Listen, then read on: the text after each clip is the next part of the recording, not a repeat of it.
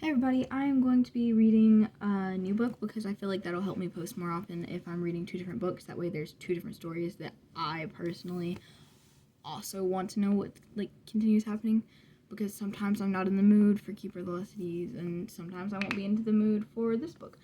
It's a book I really, really love. It's called Places We've Never Been by Kasie West. Yeah, Kasie West. And I don't know, I just really like it, and I read it recently, and I realized I already kind of want to read it again, so yeah, I'm going to be reading that, and I hope you enjoy it. Let's just get into it. So, again, I will be reading Places We've Never Been by Kasie West. Chapter 1.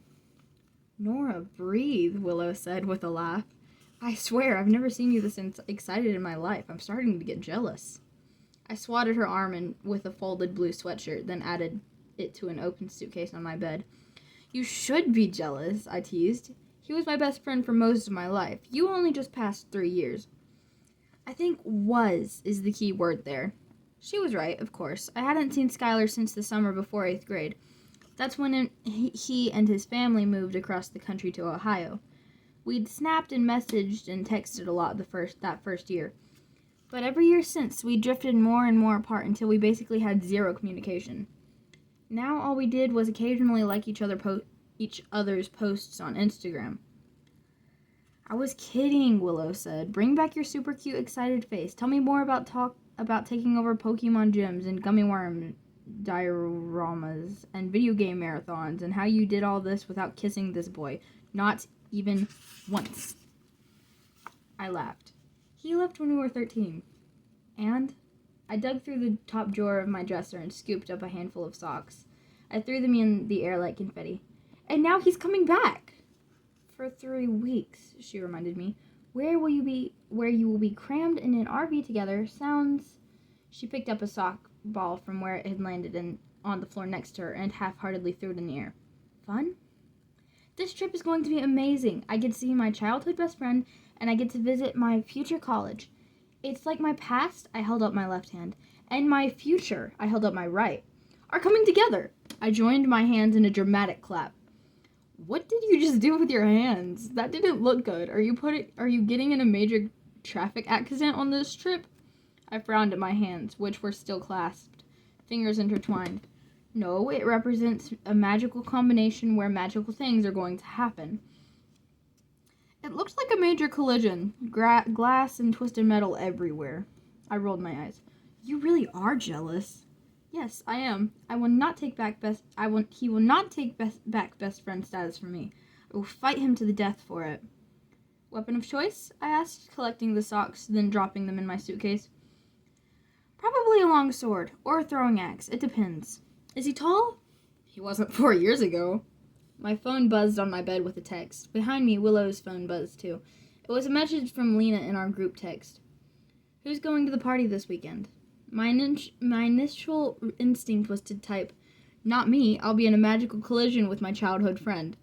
But that was dumb. Nobody else would get that, and I'd sound ridiculous. I only said stuff like that around people I felt perfectly comfortable with, like Willow and Skylar. I never worried about how I sounded around Skylar. He was just as weird as I was. I looked out the window again, my anticipation almost unbearable now. But the street was still empty. My phone buzzed.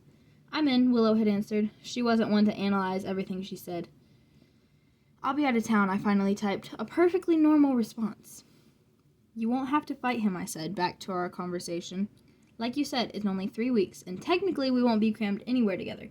He's going to be in an RV with his mom and siblings, and I'm going to be in an RV with Mom and Ezra. But Skylar was coming to see me. Well, not specifically to see me, but it felt that way. Why now? Willow asked. What? I studied my suitcase and backpack beside it, trying to decide if I had remembered everything I'd need.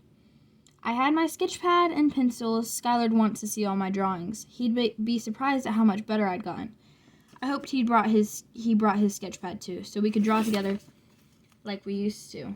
I'd even brought the charcoal pencil he'd loaned me before he left that I'd forgotten to give back. Willow's voice drew my eyes out of my suitcase. You said your moms have been talking about doing this RV trip since they were in college. Yeah? So why spring it on you now, after all these years? They miss each other. Apparently they've been planning it for months. They wanted to surprise us. I pulled my stack of flashcards from my back pocket and held them up. Plus, I told you, I have my college interview thing. That's a weekend trip, not a 3-week multi-stop bring two families who haven't seen each other in years kind of thing. It's just a good excuse to do it now. That's all I'm saying. True. Willow crawled over to my bookshelf in the corner and started running her finger along the spines of books, pulling several out as she did and setting them aside. Why did you say true like that? That's how I say true. That was a suspicious true. I pocketed my cards again. Speaking of my college tour and interview, what do you think of this outfit? I grabbed the hanger from my closet that held the pencil skirt, button-down, and blazer my mom had bought me the week before. Are you applying to be their librarian, or maybe just run the school? I'm serious. What do you think? I think no wannabe video game animator I know would ever wear that. How many do you know? Just you, and you don't wear that. I laid the outfit flat across the contents of my suitcase. You want me to wear a t-shirt and leggings to the interview? Yes, your Super Mario Bros. Princess Peach shirt would be perfect. I didn't even wear that to school. Besides, this was an interview. I needed to be professional. Show I was serious. Maybe Dean Collins hates Super Mario. Maybe she's more a Street Fighter fan. I can't create controversy, whatever that word is, from the very first impression. She rolled her whole head to show she disagreed, then pointed to the stack of books she had created. Can I borrow these while you're gone? Yes. Cool. She stood and slid the books into her bag by the door. And you were right about my true. It was suspicious. I know, so talk. She looked in the mirror above my dresser and patted her dark curls. Willow was beautiful. Dark brown skin, full lips, intense eyes, and curves for days. I just think there's probably another reason for this sudden RV trip that doesn't include husbands.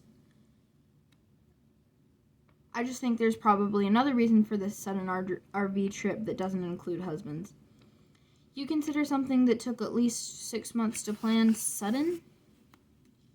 They told you 2 weeks ago. That's what a surprise is, I said. And I've heard about this plan pretty much my whole life.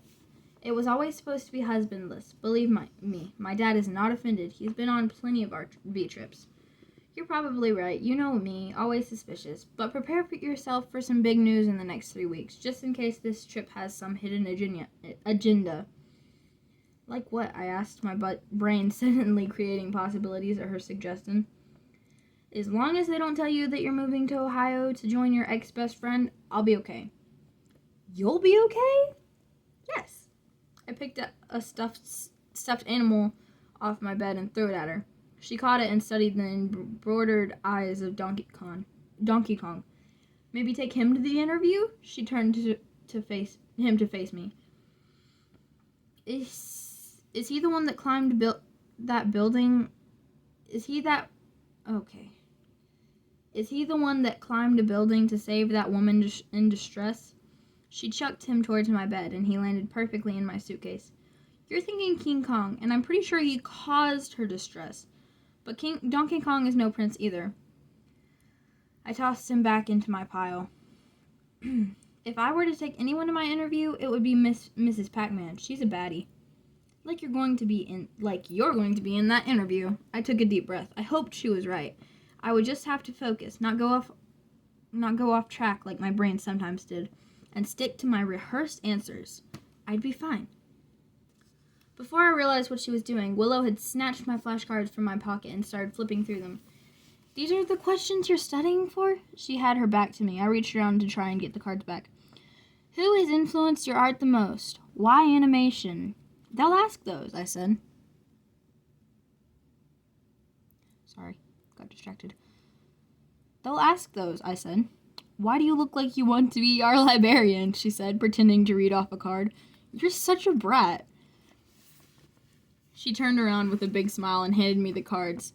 There will be some questions you didn't write on these cards too, you know.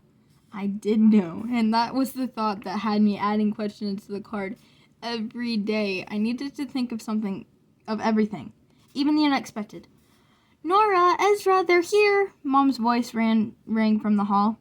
My eyes shot to the window, where an RV now blocked my view of the road.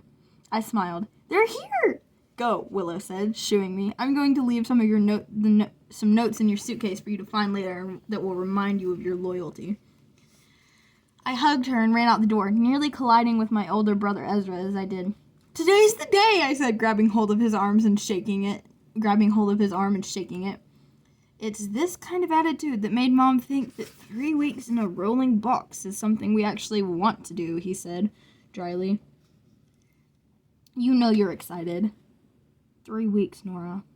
Only weirdos like you can spin that into anything but torture. And Skylar, he'd be into this, I was sure of it.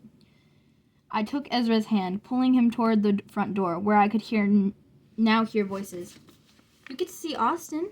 Austin was Skylar's older brother. And much like me and Skylar, Austin and Ezra had been inseparable when they lived in Frenzo. Ezra shook his head. Literally haven't said a word to him in about 3 years. So, just saying, it'll be weird. Only if you make it weird. I will, he joked. I totally will. Unlike me, Ezra had never made anything awkward. He had been the king of cool in high school, Mr. Popular, star football player, and class president. Nearly everyone I met knew my brother. We came to the end of the hall and rounded the corner in the living room, where laughter and hugs were being exchanged. Mom had her arms tight around Olivia, tears in both of their eyes. Best friends shouldn't spend 4 years apart, Mom said. Olivia nodded. My gaze searched the room, landing first on Paisley, Skylar's younger sister. When they moved, she was only 10. Now, at 14, she had long, dark hair and was almost taller than me. Austin looked like an adult, which technically at 19 now, he was, complete with face scruff, neatly trimmed dark hair, a filled-out frame, and jeans instead of basketball shorts. My dad was shaking his hand. When he backed away, Austin saw us. He smiled. Hey, guys. Ezra, who seconds before had pretended not to be excited, was the first one forward. They exchanged a quick hug, slapping each other on the back once, then laughed. Oh, Nora, look at you, Olivia said, free from my mom's hug. She walked over to me, and I met her halfway. You're all grown up and beautiful. I didn't feel much different, at least looks-wise. I still had my long, wavy brown hair, my same burned easily in the sun white skin, my same average height and build. Hi, I said, hugging her. How was your trip? I asked when I really wanted to yell, Where is Skylar? Because he definitely wasn't in this room. We flew in last night and got our rental RV about an hour ago, she said. I had forgotten how calm Olivia was.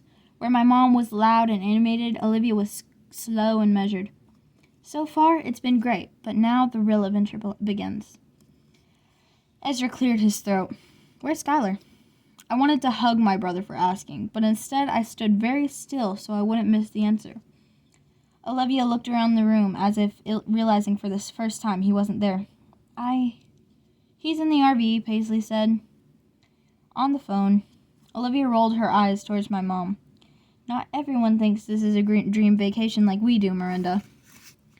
Ezra raised his hand when Mom shot him a look. He said, Oh, we weren't talking about me? Austin laughed. We will convert everyone by the end, Mom said with a smile. My heart seemed to drop to the floor. Skylar didn't want to be here. And that is the end of chapter 1. I hope you're enjoying it. And I'm sorry for any interruptions. I did panic for a moment because I thought that I wasn't actually recording. That was a little bit of a scare. But yeah. I hope you enjoyed and have an amazing rest of your day. Goodbye.